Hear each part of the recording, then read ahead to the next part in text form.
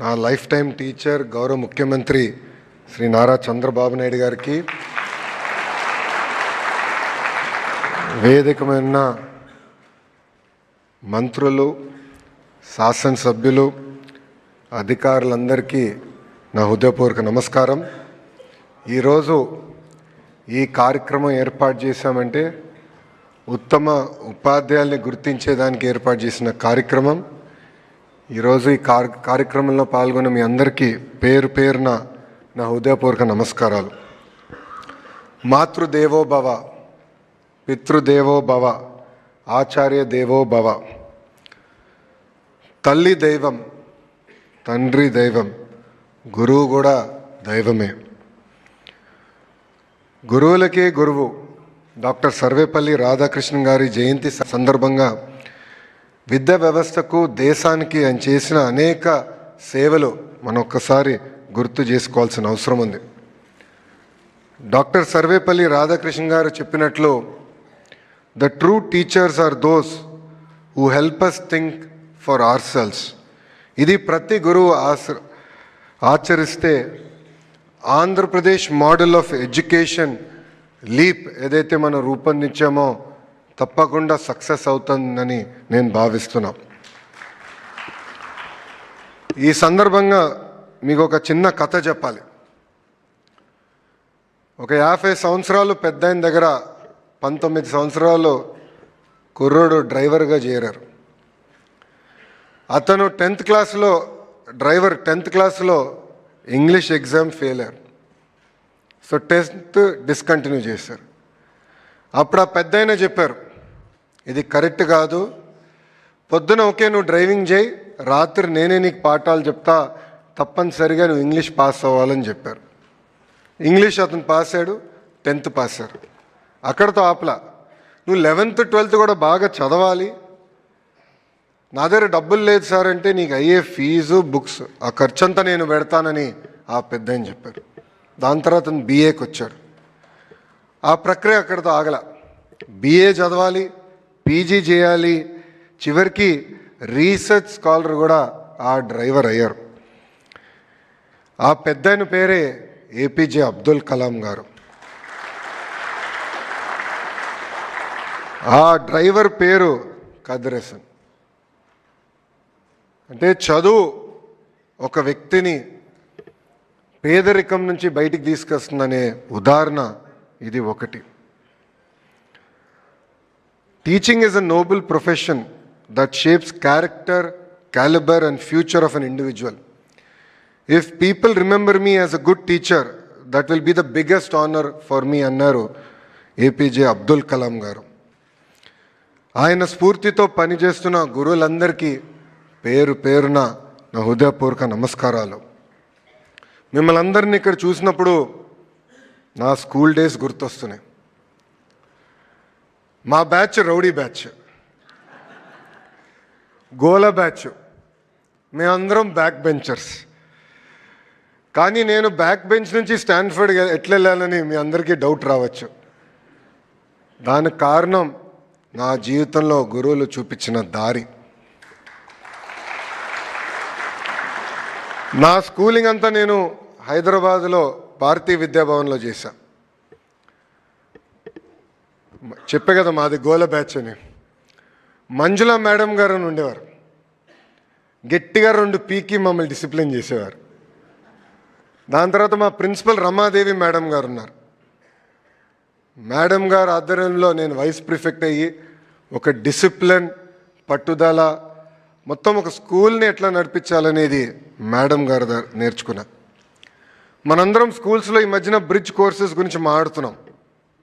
అంటే age appropriate learning అవ్వట్లేదు, పిల్లలకి బ్రిడ్జ్ కోర్సెస్ కావాలని. I'm recipient of bridge course.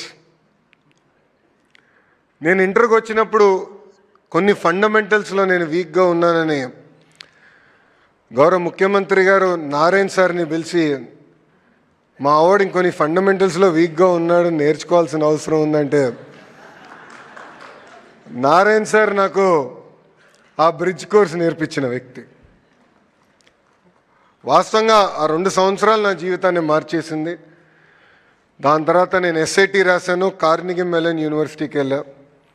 అక్కడ రాజిరెడ్డి గారు ఆధ్వర్యంలో నేను చదువుకున్న వ్యక్తి.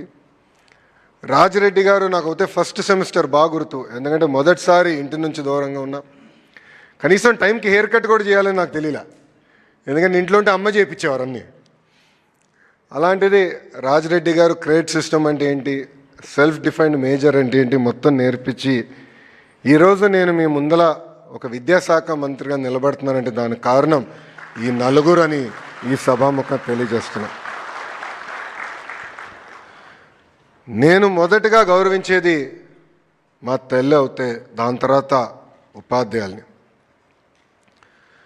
నేను విద్యాశాఖ మంత్రి అయిన తర్వాత ఫీల్డ్లో ఉపాధ్యాయులు చేస్తున్న మంచి పనులు గుర్తించి వాళ్ళని నేను పిలుచుకుని వారానికి ఒకరితో కూర్చుని ఎలా ప్రభుత్వ విద్యా వ్యవస్థని మెరుగుపరచాలని వాళ్ళతో నేను చర్చిస్తాం కూడా జరుగుతుంది.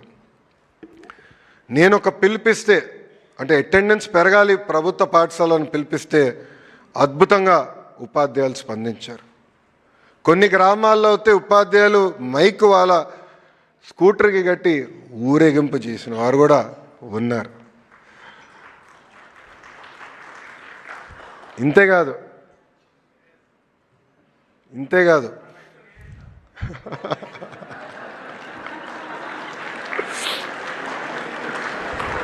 గట్టిగా చప్పట్లు కొట్టాలండి, కష్టపడ్డారు.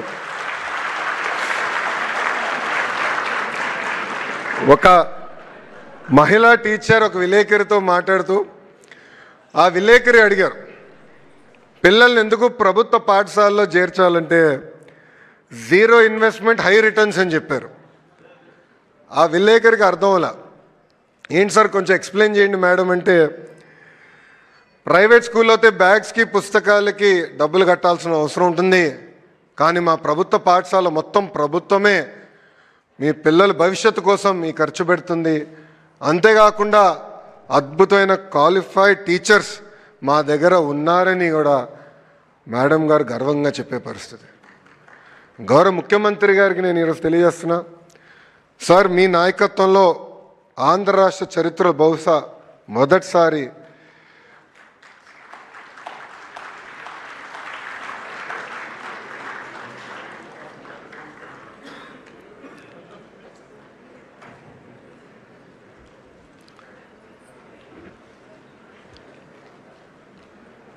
ఆంధ్ర రాష్ట్ర చరిత్రలో బహుశా మొదటిసారి సార్ కొన్ని పాఠశాలల్లో నో అడ్మిషన్ బోర్డ్స్ అని కూడా పెట్టారు సార్. దానికి కారణం ఇక్కడున్న ఉపాధ్యాయులు. గౌరవ ముఖ్యమంత్రి గారితో పనిచేస్తాంత తేలికైన పని కానే కాదండి, వేదిక మీద పెద్దలందరూ కూడా ఒప్పుకుంటారు. సో ఒకరోజు ముఖ్యమంత్రి గారి దగ్గరికి వెళ్ళి, సార్ ఈ ఒక్కరోజు నాకు లీవ్ కావాలన్నా. ఎందుకు అని అడిగారు. సార్ దేవాంశ్కి నేను హామీ ఇచ్చాను, పేరెంట్ టీచర్ మీటింగ్ నేను అటెండ్ అవుతానని, సో తప్పనిసరిగా నేను వెళ్ళాల్సి వస్తుందని చెప్పా. ఇది ఎందుకు చెప్తున్నానంటే ఈరోజు ఎప్పుడు లేని విధంగా మెగా పేరెంట్ టీచర్ మీటింగ్ మనం నిర్వహించాం. ఉపాధ్యాయుల్ని, తల్లిదండ్రుల్ని, పిల్లల్ని అనుసంధానం చేశాం. ఎవ్వరు ఊహించిన విధంగా అద్భుతమైన మన రిపోర్ట్ కార్డు రూపొందించి, అంటే తల్లిదండ్రులు కూడా వాళ్ళ పిల్లలు ఎక్కడ వెనుకబడి ఉన్నారు, ఏం చేస్తే బాగుంటుందని చాలా ట్రాన్స్పరెంట్గా మనం ఈ కార్యక్రమం నిర్వహించాం. దీనివల్ల పిల్లల్లో రాబోయే రోజుల్లో బాగా చదువుతారని నేను బలంగా నమ్ముతున్నా. నేను గతంలో కూడా చెప్పా, చాలామంది నేను విద్యాశాఖ మంత్రి అవుతున్నాను తెలిసిన వెంటనే నాకు ఫోన్ చేశారు, మెసేజ్ పెట్టారు, నీకు విద్యాశాఖ అవసరమా, ఒక ఐటీనో ఇండస్ట్రీస్ లేదంటే ఎనర్జీ ఇలాంటి కొంచెం ఈజీ తీసుకోండి అంటే నేను ఒకటి చెప్పా, ఛాలెంజ్ అంటే నాకు చాలా ఇష్టం అని. గడిచిన సంవత్సరంలో విద్యాశాఖలో అనేక సంస్కరణలు తీసుకొచ్చాం, మీ అందరితో చర్చించి తీసుకొచ్చాం. సంఘాలతో అనేక మార్లు కూర్చున్నాం, అన్ని సమస్యలు పరిష్కరించాం అని నేను అనట్లేదు, కానీ ఎప్పుడు లేని విధంగా మీ స్వరం వినిన తర్వాతనే సంస్కరణలు తీసుకొచ్చాం. మొదటి సంవత్సరం సంస్కరణలు పూర్తి అయిపోయినాయి. ఇంకా రాబోయే 4 సంవత్సరాల సంస్కరణలు అనేది ఉండదు. ఏదైతే లీప్ మోడల్ అని మనం అనుకున్నామో అది పకడ్బందీగా మనందరం అమలు చేయాలని ఈ సభాముఖంగా కోరుతున్నాం. ప్రత్యేకంగా గౌరవ ముఖ్యమంత్రి గారికి కొన్ని విషయాలు తెలియజేయాలని అనుకున్న ఈ వేదిక. సార్, కరికులంలో అనేక మార్పులు మేము తీసుకొచ్చాం. అంతేకాదు ప్రైమరీ స్కూల్స్లో 1 క్లాస్ 1 టీచర్ అనేది మీరు గతంలో మాకు చెప్తాం జరిగింది సార్. ఈరోజు మేము గర్వంగా చెప్పగలుగుతున్నాం. గతంలో 3% పాఠశాలలే 1 క్లాస్ 1 టీచర్ ఉంటే అది ఇప్పుడు దాదాపు 33%, అంటే సుమారుగా 9,600 మోడల్ ప్రైమరీ స్కూల్స్ ఏర్పాటు చేస్తాం జరిగింది. సెమిస్టర్ వైజ్ టెక్స్ట్ బుక్స్ నియమించాం. సాటర్డే నో బ్యాగ్ డేగా ప్రకటించి యోగా, స్పోర్ట్స్, ఎన్సిసి ఇట్లా పెద్ద ఎత్తున కార్యక్రమాలు కూడా చేపడతాం జరిగింది. ఇక్కడున్న ఉపాధ్యాయులందరినీ కూడా ఒక్కసారి ఆలోచించమని నేను కోరుతున్నాను.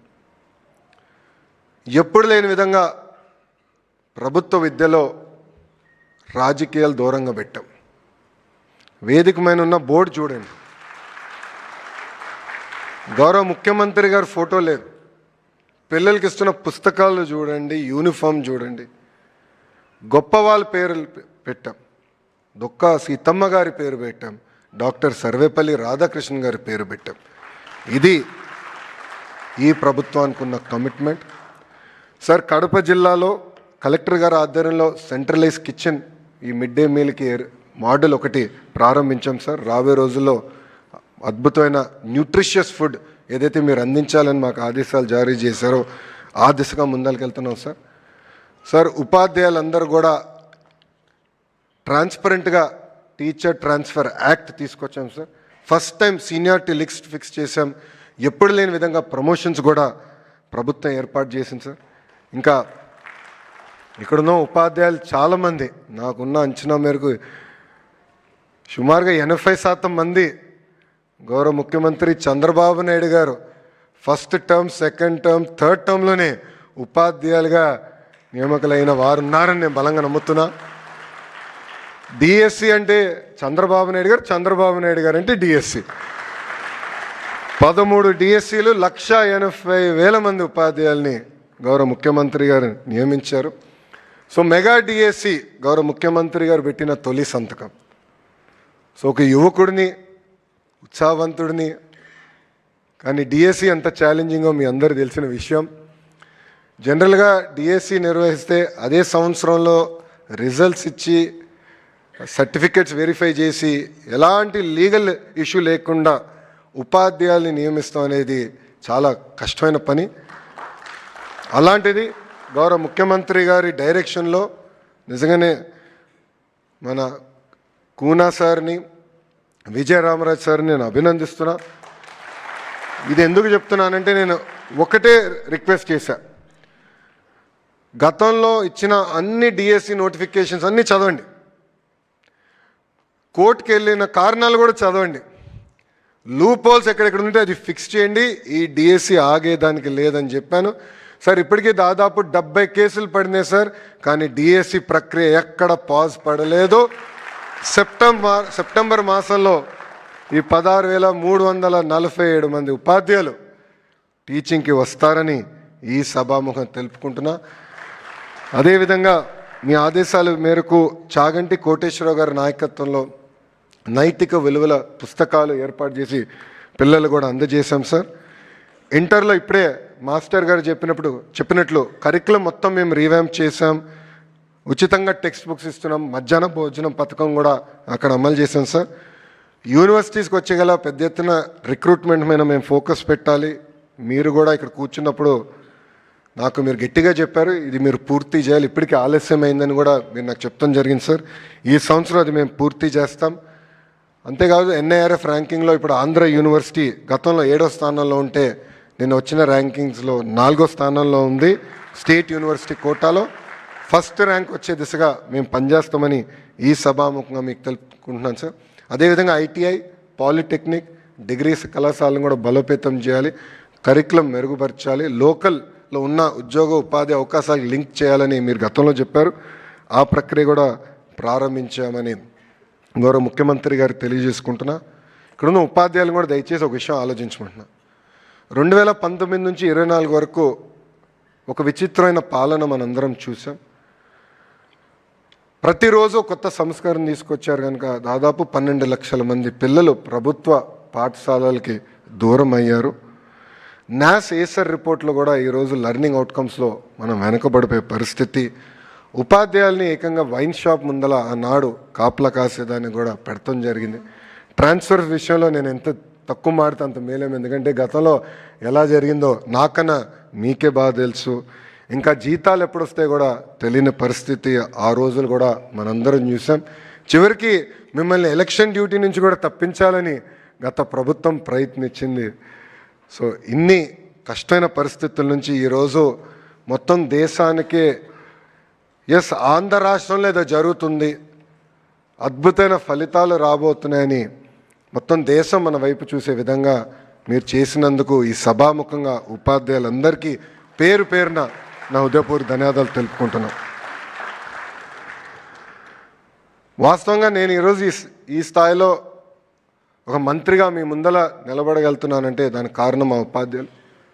నా నలుగురు ఎవరైతే పేర్లు కూడా చెప్పానో ఆ నలుగురు నాకు ఒక సెన్స్ ఆఫ్ డైరెక్షన్, ఒక పర్పస్, ఒక డిసిప్లిన్ నాకు నేర్పించిన వాళ్ళు. అందుకే ఉపాధ్యాయులు అందరం కూడా నేను కొన్ని విషయాలు ఈరోజు కోరాలనుకుంటున్నా. ప్రత్యేకంగా 3 విషయాలు మీతో మాట్లాడాలనుకుంటున్నా. మొదటిది గ్యారంటీడ్ ఎఫ్ఎల్ఎన్. అంటే ఏ క్లాస్కి ఆ క్లాస్కి బేసిక్గా మ్యాథ్స్ లాంగ్వేజెస్లో బేసిక్స్ మన పిల్లలు తెలుసుకోవాల్సిన అవసరం ఉంది, నేర్పించాల్సిన బాధ్యత మనందరిపైన ఉంది. రెండోది ఏసర్ నాస్ రిపోర్ట్ చూస్తే యావరేజ్ కన్నా తక్కువ ఆంధ్ర రాష్ట్రం ఉంది. దీంట్లో మనం చాలా ఇంప్రూవ్ అవ్వాల్సిన అవసరం ఉంది. ఏజ్ అప్రాపరియేట్ లెర్నింగ్ అనేది మనం చాలా ఫోకస్ చేయాలి. ప్రత్యేకంగా ట్రాన్సిషన్ ఎప్పుడైతే పిల్లలు అవుతారో, అంటే అంగన్వాడీ నుంచి ఫస్ట్ గ్రేడ్కి మనం వచ్చే పిల్లలు కానివ్వండి, 5th క్లాస్ నుంచి 6th క్లాస్కి ట్రాన్సిషన్లో చాలా ఇబ్బంది పడుతున్నారు మన పిల్లలు. దానికి ప్రత్యేకంగా మేము బుక్స్ రూపొందించాం. అది కొంచెం సీరియస్గా తీసుకుని ఇక్కడున్న ఉపాధ్యాయులే కాదు రాష్ట్రంలో ఉపాధ్యాయులందరూ కూడా కోరుతున్నా, ఆ బ్రిడ్జ్ కోర్స్ ఎట్లయితే నేను ఆ బ్రిడ్జ్ కోర్స్ వల్ల నేను చాలా నేర్చుకున్నానో పిల్లలు కూడా అదే బ్రిడ్జ్ కోర్స్ అనేది చాలా చాలా అవసరం. ఆ బ్రిడ్జ్ కోర్స్ ఇస్తే కరెక్ట్ టైంలో వస్తే తప్పనిసరిగా ఈ ఎవాల్యుయేషన్లో కూడా టాప్ 3 రాష్ట్రాల్లో అంటే 1, 2, 3లో కంపల్సరీ ఆంధ్ర రాష్ట్రం నిలబడాలని ఉపాధ్యాయులందరినీ ఈ సభాముఖంగా కోరుకుంటున్నా. మూడవది లాస్ట్ విషయం, పోటీ పరీక్షల్లో ప్రభుత్వ పాఠశాలకు చెందిన పిల్లలు పెద్ద ఎత్తున ర్యాంక్స్ కొట్టాలి, చేయగలుగుతారు. అద్భుతమైన ఉపాధ్యాయులు ఉన్నారు. ఈరోజు కంటెంట్ మేము ఇస్తున్నాం, మెటీరియల్ ఇస్తాం. ఇంటర్లో అయితే కృతికా శుక్లా గారు చాలా అద్భుతంగా టెక్నాలజీ కూడా జోడించారు. ప్రతి వారం ఈరోజు పరీక్షలు ఏర్పాటు చేస్తున్నాం. ఒక విషయంలో మనకు వచ్చే పిల్లలు నిరుపేద కుటుంబాల నుంచి వచ్చే పిల్లలు, బ్రోకన్ హోమ్స్ నుంచి వచ్చే పిల్లలు. నేను చాలామంది పిల్లలు కలిసా, వాళ్ళు ఒక్కొక్కరి స్టోరీ అంటే చాలా బాధ వేస్తుంది. అంటే ఒక పాప నేను కలిసా ఇంటర్లో, మధ్యాహ్న భోజనం పథకం లాంచ్ చేసాక వెళ్ళినప్పుడు ఆమె చెప్పింది, పాప ఆమెకి అమ్మ నాన్న లేరు, అమ్మమ్మ చూసుకుంటుంది. ప్రతిరోజు విజయవాడలో చేపలు బట్టి చేపలు అమ్మి ఆ పాపని చదివిస్తారు. అలాంటి పిల్లలు మన దగ్గరకు వస్తున్నారు. వాళ్ళకు కానీ కరెక్ట్గా డైరెక్షన్ ఇచ్చి కొంచెం ఓరియంటేషన్ ఇస్తే అద్భుతాలు సృష్టించగలుగుతారు. ఆ శక్తి మన పిల్లల్లో ఉంది.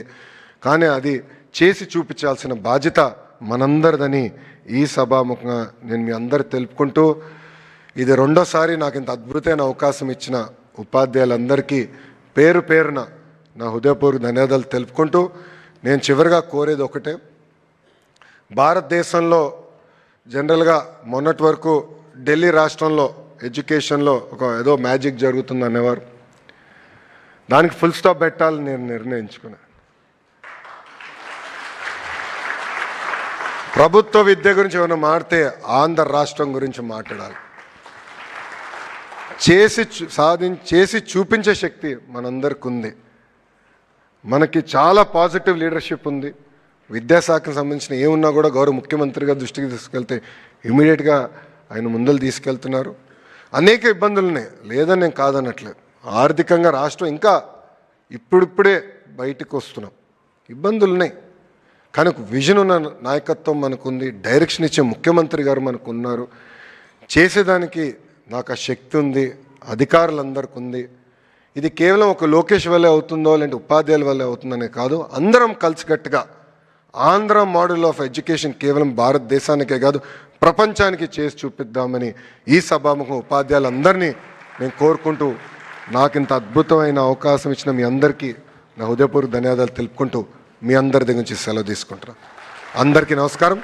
జై హింద్, జై హింద్, జై Hind. Thank you. Thank you very much, sir.